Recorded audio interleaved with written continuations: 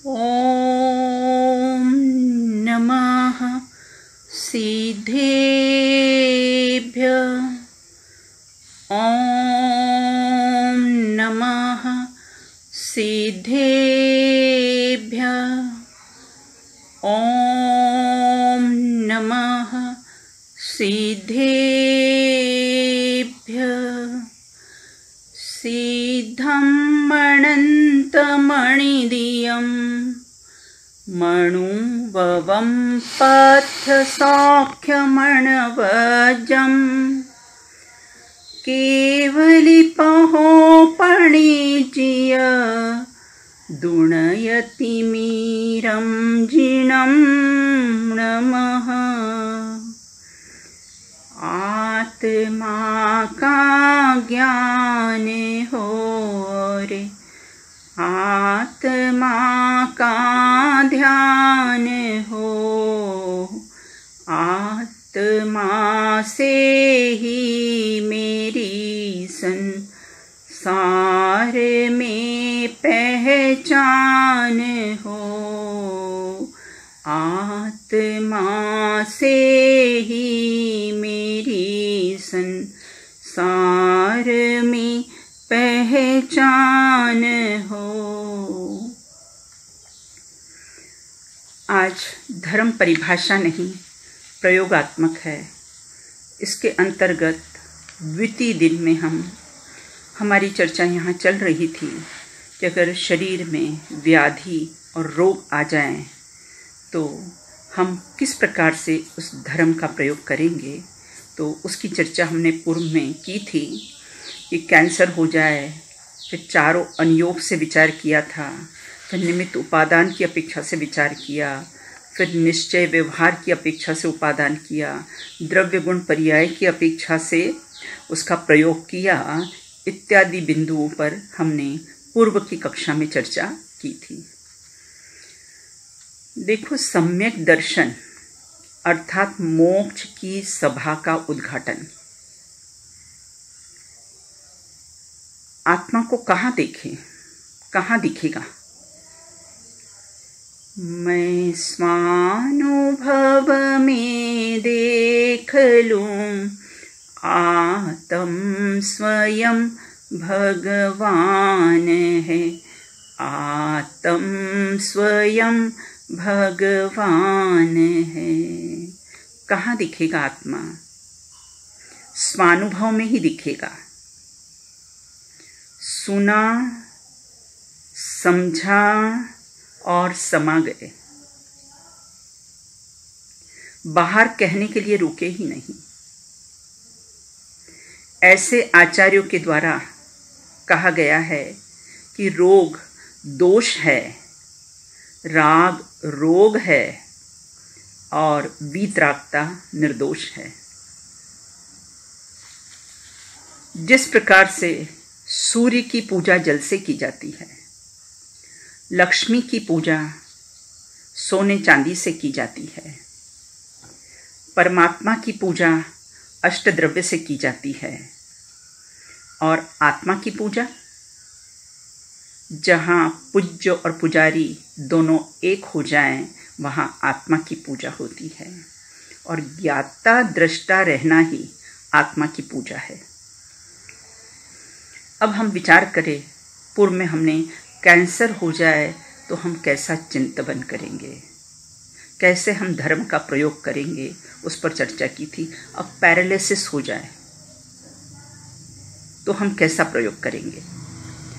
जब स्वस्थ अवस्था में रहें तब ही बुद्धिपूर्वक विचार करना कि मुझे पैरालिसिस हो गया है। हाथ उठता नहीं है, मुख में कोल जाता नहीं है, लेकिन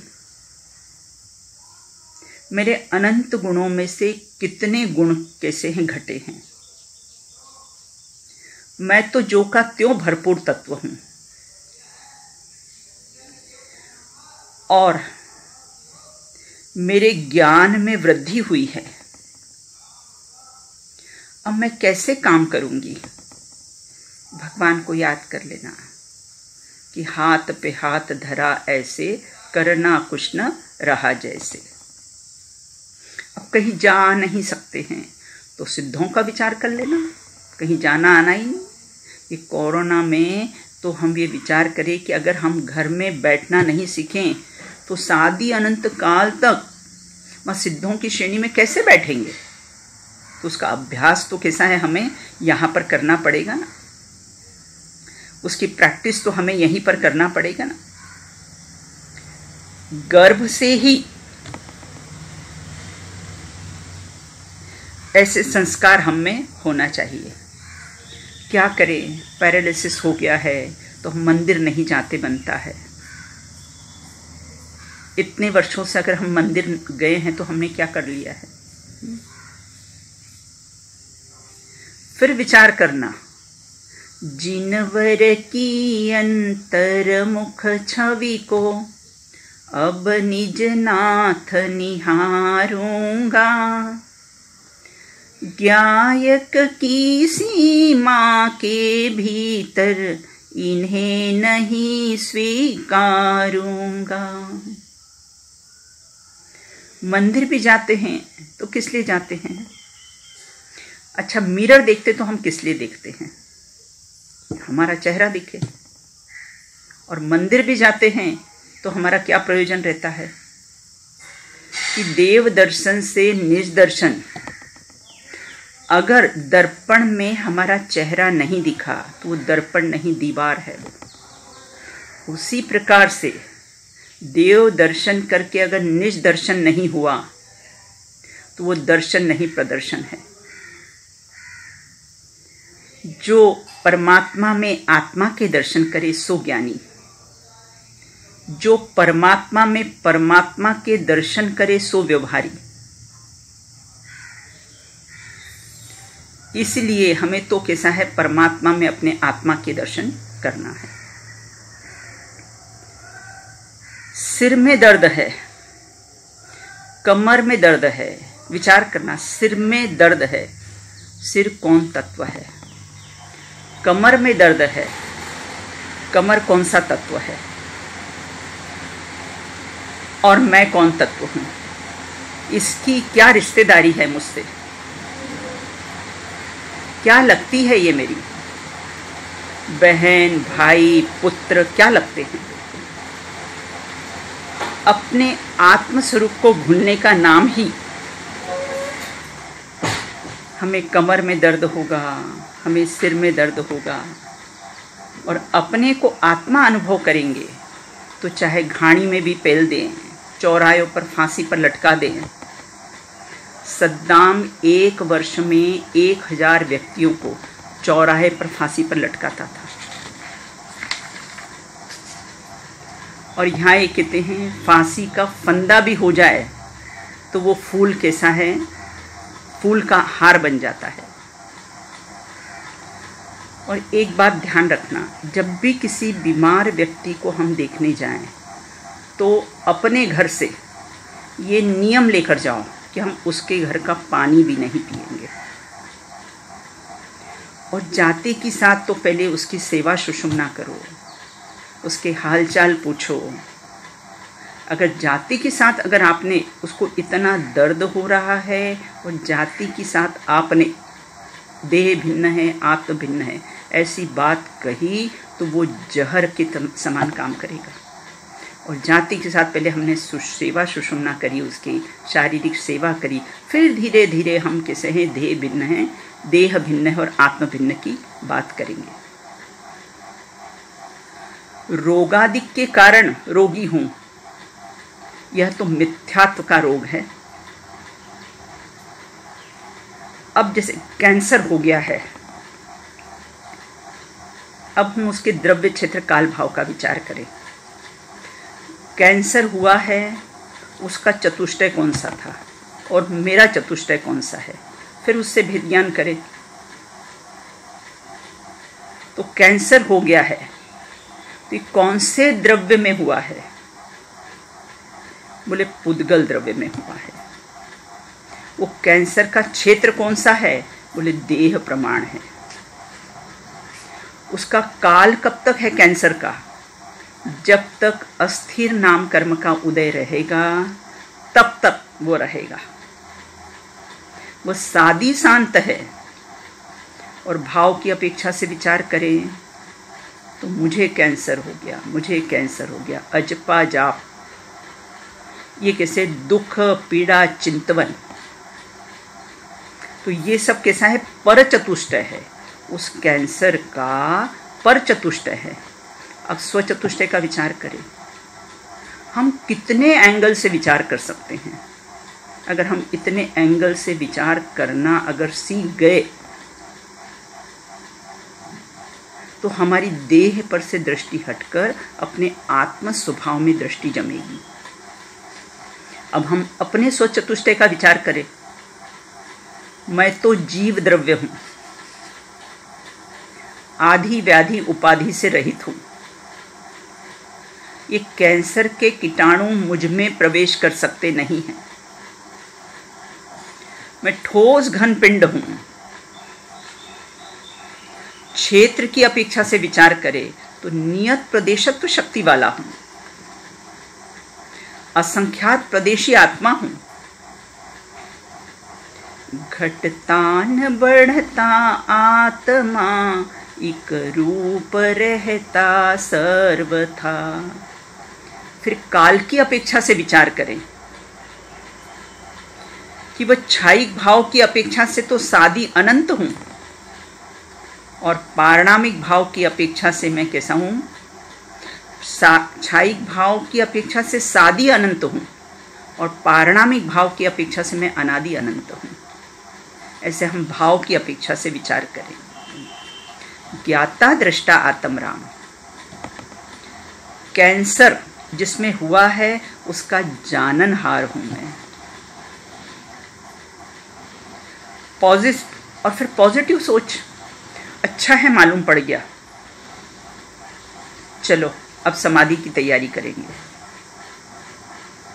तो जीवन में अगर पॉजिटिव सोच होगी तो कभी दुखी नहीं होंगे। ये जैन धर्म सबसे ज़्यादा हमें पॉजिटिव सोचना सिखाता है। रोगों से नहीं लड़ेंगे, रोगों से नहीं लड़ोगे तो हम कर्मों से कैसे लड़ पाएंगे?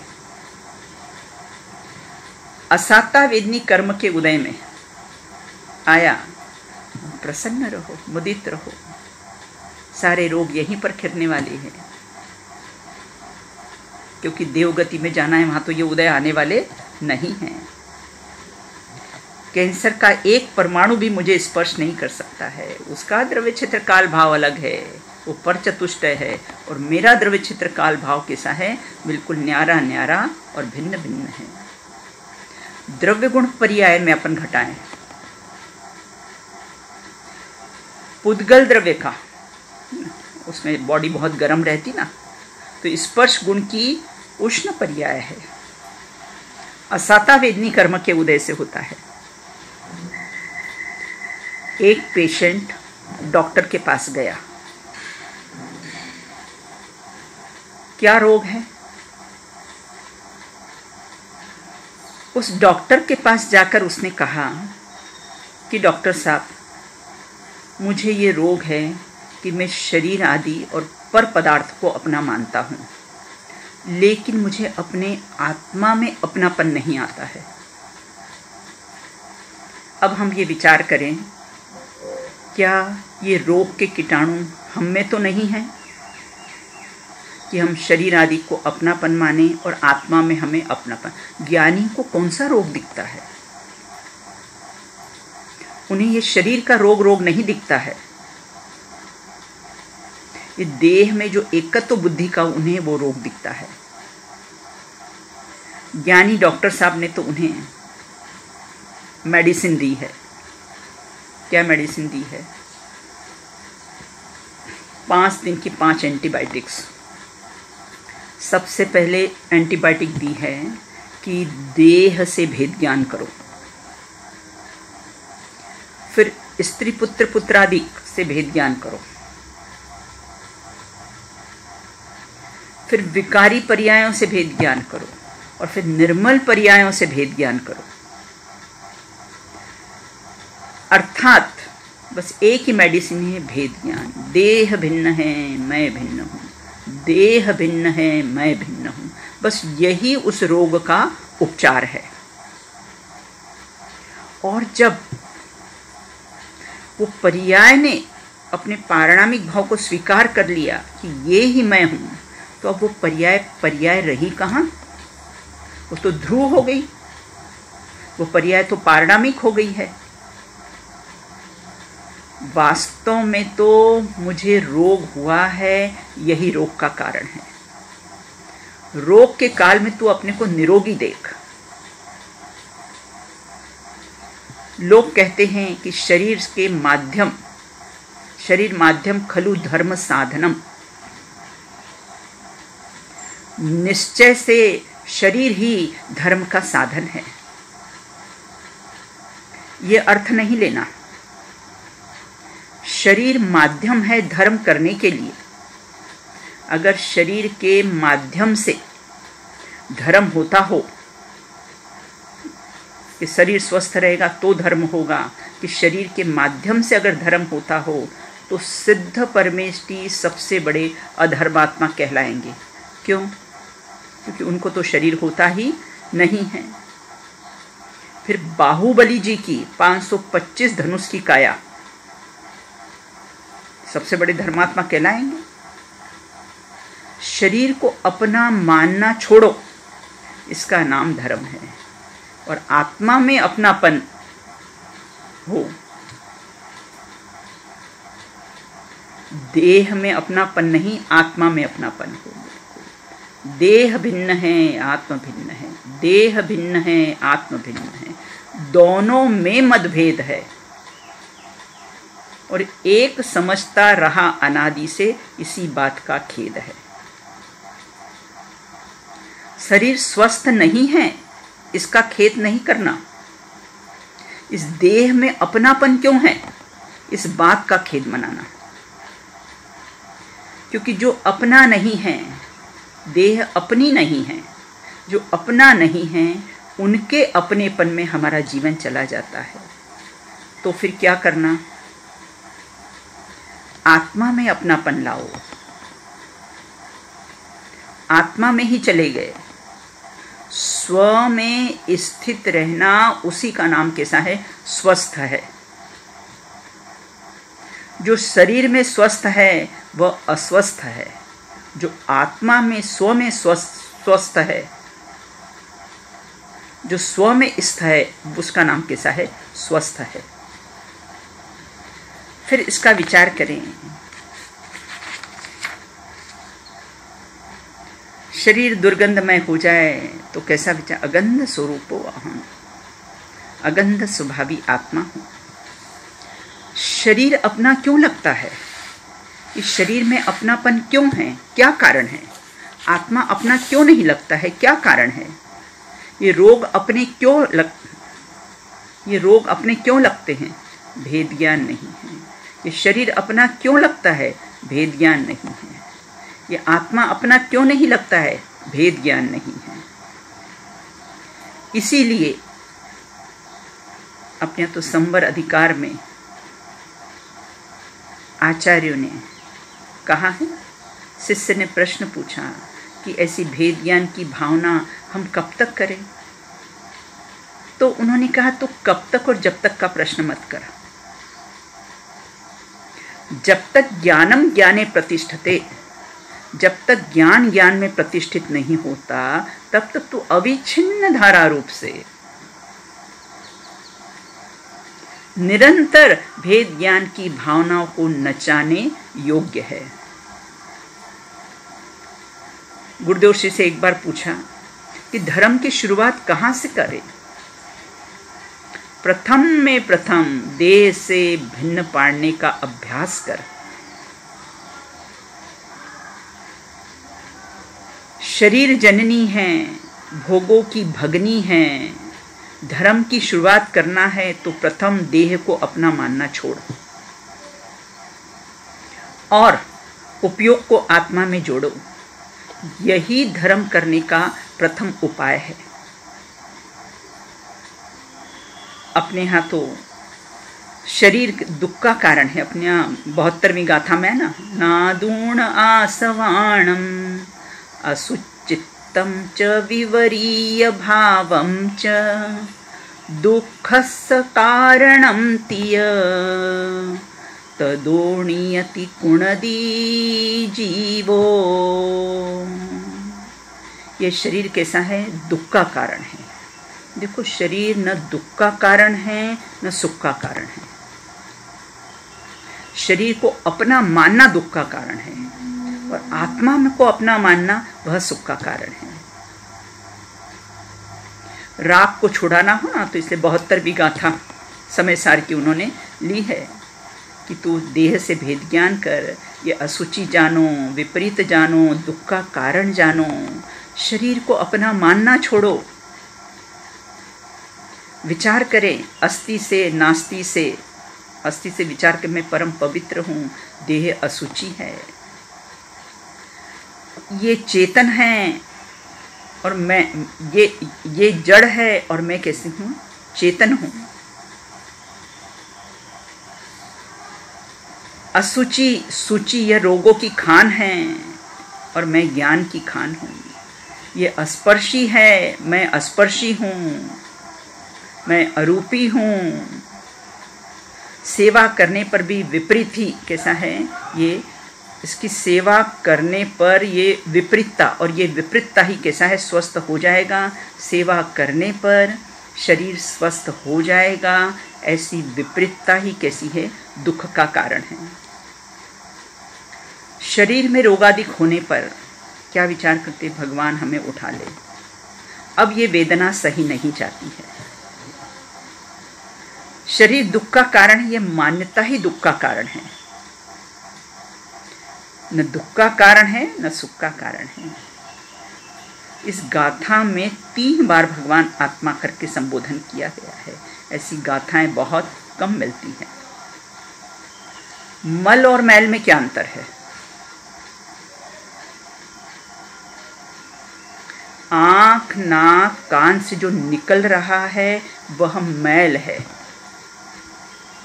और मैल निकलने पर कपड़े नहीं बदले जा सकते हैं, और मल जब निकलता है तो हम कपड़े बदलते हैं।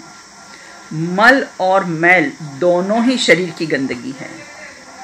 मुनिराज को कौन सा मल दिखाई देता है? मुनिराजों को कौन सा मल दिखाई देता है? उनको तो वो संजवलन कषाय का मल दिखाई देता है, और यथाख्याचारित होने पर मल से रहित हो जाएंगे। अस्थिर और अचल में क्या अंतर है? पुद्गल स्कंद अस्थिर है, बिखर बिखर कर अलग अलग हो जाते हैं, और आत्मा के प्रदेश अचल हैं, और आत्मा के प्रदेश उसमें ही कैसे हैं? घूमते रहते हैं। हड्डी टूट गई, फ्रैक्चर हो गया, अस्थिर नाम कर्म का उदय। पहले स्थिर थे, अब वो अस्थिर हो गई है। संसारी प्राणी शरीर में रोग है। संसारी प्राणी क्या कहते हैं? कि शरीर में रोग है, और ज्ञानी कहते हैं कि शरीर ही रोग है, रोगों का ही घर है, और मैं तो कैसा हूँ? ज्ञान का मंदिर हूँ। आपसे कोई पूछे आपका स्वास्थ्य कैसा है? मेरा स्वास्थ्य अच्छा है, मैं स्व में स्थित हूँ। हाँ, पड़ोसी अर्थात देह में रोग हुआ है। हमारी भाषा भी कैसी? भेद ज्ञान पूर्वक होनी चाहिए। उत्तर भी अनेकांतात्मक होना चाहिए। पूज्य गुरुदेव श्री से एक बार पूछा कि आपकी उम्र कितनी है? गुरुदेव श्री ने फरमाया, इस देह के संयोग को 9 वर्ष हुआ है, और मैं तो कैसा हूँ? अनादि अनंत हूँ। ज्ञानी कैसे उत्तर देते हैं? पर्याय की पामरता का भी ख्याल होता है और स्वभाव की सामर्थ्यता का भी ख्याल होता है। देह में रोग बहुत हो तो विचार करना है, अच्छा है, सारे कर्मों की निर्जरा यही हो जाएगी। असाता वेदनी कर्म के स्थिति अनुभाग ज़्यादा नहीं है, इसलिए सब यहीं पर खिर जाएंगे। निरंतर देह से भेद ज्ञान करने पर अपने अनंत गुणों से अभिन्न हूँ तो देह रहित हो जाएंगे। निरंतर देह का चिंतन करेंगे तो तीसरे समय दूसरी देह मिल जाएगी, और निरंतर देह से भेद ज्ञान चलेगा तो हम अशरीरी हो जाएंगे। तो इस प्रकार से अपने अनंत गुणों के अभिन्न और देह से रहित हो जाएंगे। नियम सार की 166वें श्लोक में आया है, संसार रूपी रोग की उत्तम औषधि क्या है? क्या कहा कि संसार रूपी रोग की उत्तम औषधि क्या है?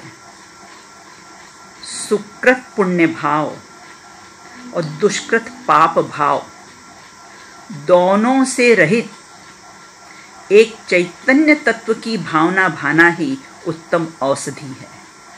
और ऐसी औषधि का सेवन कौन करता है? ऐसी औषधि का सेवन मुनिराज करते हैं, ज्ञानी धर्मात्मा करते हैं। संसार रोग नहीं है, मैं रोगी हूं, इसी का नाम संसार है। ये उत्तम औषधि इसलिए वादिराज मुनिराज को कुष्ठ रोग हो गया था, औषधि उन्हीं के पास थी, फिर भी उपचार करने का भाव क्यों नहीं आया? और अपने ही थूक से रोग ठीक हो सकता था, लेकिन अपने को माना ही नहीं कि मैं रोगी हूं। रोग मेरे में आया ही नहीं है, इसलिए उपचार करने का विकल्प भी नहीं आया है। रोग तो इस पड़ोसी को आया है, देह को आया है। ज्ञानियों को कौन सा रोग लगता है? आत्मभ्रांति सम रोग नहीं, सदगुरु वैद सुजान। बस मैं आत्मा हूं, ऐसी भ्रांति, ऐसी शंका, आत्मा नी शंका करे, आत्मा पोते आप।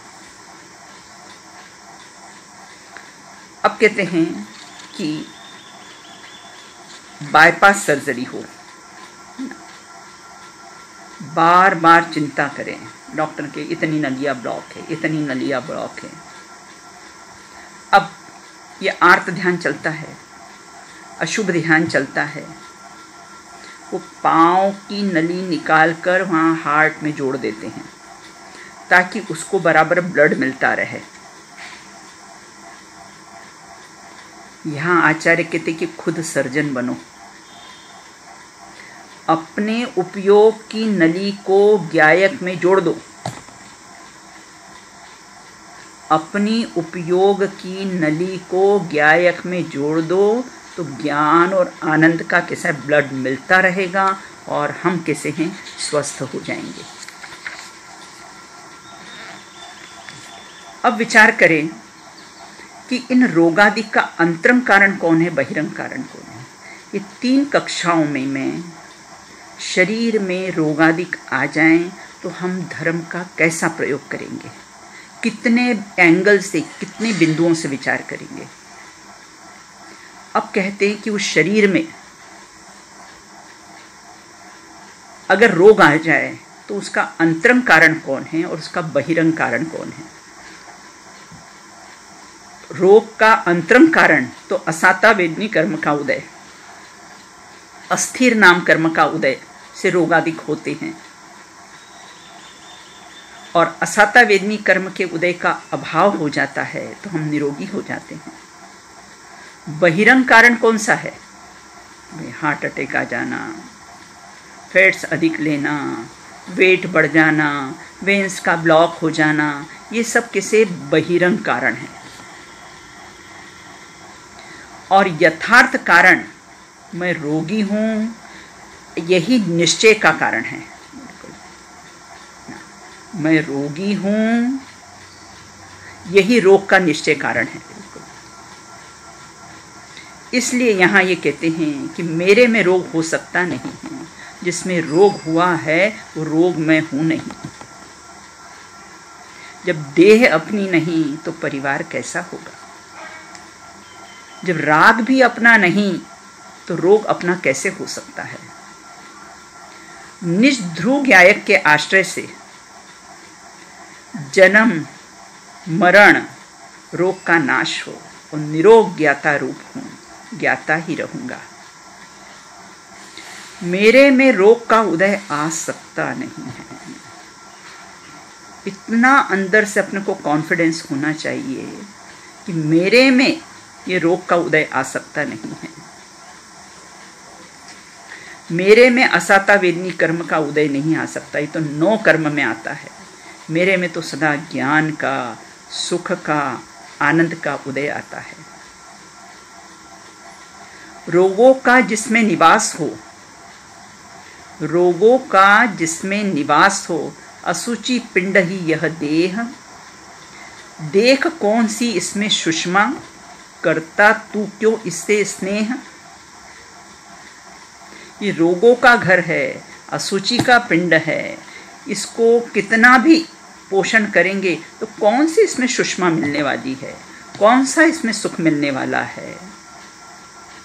और इसलिए तू क्यों इससे यारी दोस्ती करे। ऐसी देह करे किम यारी, ऐसी देह से तू क्यों यारी करता है। देखो, विज्ञान ने आज तक कोई ऐसी औषधि नहीं बनाई जो मोह को छीन कर सके। एक धर्म ही ऐसा रसायन है कि देह के प्रति जो मोह है उसको छीन कर सकता है। तो धर्म ही सबसे बड़ा रसायन है और उस धर्म का प्रयोग करना, उसी से ये रोगादिक कैसे हैं ठीक होंगे। हम पढ़ लेते हैं, सुन लेते हैं, लेकिन प्रयोग नहीं करते हैं। तो धर्म परिभाषा नहीं है, प्रयोगात्मक है। जुकाम हो गया, क्या विचार करना। आंख नाक से पानी बह रहा है, अरे मेरे में तो निरंतर ज्ञान और आनंद बह रहा है। आंख नाक से बहने वाले पानी को जानने वाला मैं हूं। नवद्वार बहे घिनकारी, असी देह करे किम यारी। मसूरी का कैंपटी फॉल, कनाडा का नियाग्रा फॉल, जबलपुर का भेड़ा घाट, ये निरंतर बहते हैं रात दिन, सर्दी गर्मी। वैसे मेरे में निरंतर ज्ञान और आनंद प्रवाहित होता है। वहाँ फॉल को देख के हम बहुत प्रसन्न हो जाते हैं। ज्ञानी ज्ञान और आनंद के झरने से प्रसन्न हो जाते हैं। 100 काम छोड़कर स्वाध्याय करना, 1000 काम छोड़कर आत्म ध्यान करना। और रोगादि मेरे कुछ नहीं हैं, मैं एक ज्ञायक भाव हूँ। इस प्रकार का कैसा है विचार करना। जब जब भी ये शरीर में रोग आए तब विचार करना।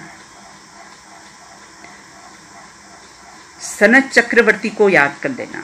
गलित कोढ़ हो गया था, अपने आत्म साधना में इतने तल्लीन हो गए कि ऐसी रिद्धि प्राप्त हो गई कि रोग ठीक हो सकता था, लेकिन उपचार करने का भाव नहीं आया है। उन्हें तो संजबलन कसाय संबंधी रोग ही रोग दिख रहा था। यथाख्याचारित प्रकट होने पर रोग ठीक हो जाएगा। इसी प्रकार से ये जन्म मरण का रोग समाप्त होगा। अंत में हम विचार करें, जन्म मरण का अंत होएगा,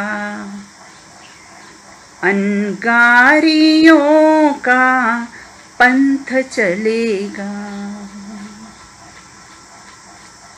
बारंबार इसकी माला जपना। रोगादि मेरे कुछ नहीं, मैं एक ज्ञायक भाव हूँ।